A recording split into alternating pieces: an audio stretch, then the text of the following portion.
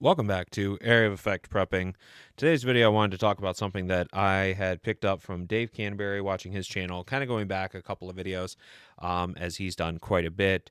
The looks like one of the jokes is that he is the king of the Rapid Deploy Ridgeline, which is the topic of today's video. Now you'll see here a couple different versions of it. One of them is just a simple line of about 20-30 feet of paracord with a couple of Prusik loops tied onto it. Was one of the versions. You have another one here. Ignore the big carabiner. I just put that on there for myself. That involves two Night Eyes carabiners. And then he also had some smaller versions, kind of like this one here, which is a 6-foot piece that has a simple bowline knot, a little bit of a tail there to grab onto, as well as a just simple little toggle. So that way you can put that in there and it's not going to go anywhere. Not to mention a whole bunch of various uses to this one. Now this style here is meant for like the end of your tarp. So as you are trying to put it up, okay, well most stakes don't go through the eyelets of a tarp. So you take this end here, put it right through the end of a tarp.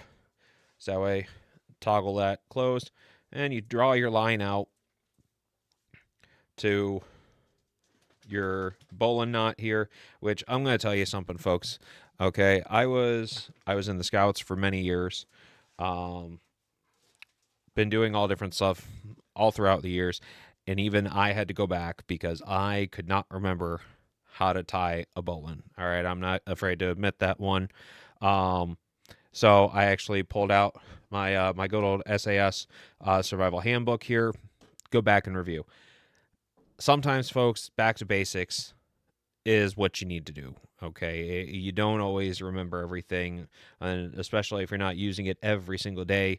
Sometimes things can be lost to memory. Like I can remember the exact difference on how to tie a square compared to a granny. I know how to do a whole bunch of different fisherman's knots and such like that. To obviously I do go fishing a little bit more often than that, but either way, all I'm pointing out to you here is that sometimes it does help to go back and review some other things that you might not use from day to day.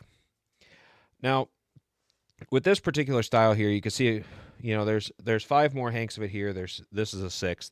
Like I said, it's designed for the tarps. It's also designed for different things. So if you're just trying to put your bag over a branch, so you just toss one end of it over, one end of the toggle over of a tree branch, get the loop, kind of put that through it. Well, great. Now you can, grab yourself a heavy duty carabiner, such as this one here. Clip that right in, and you can hang your bag. So that way it's closer up towards waist height or some other whatever you want. If you want it a little bit higher, a little bit lower, so you can access it a lot easier, especially when you're trying to set up camp and such like that. You can also do that to hide a food bag up in a tree.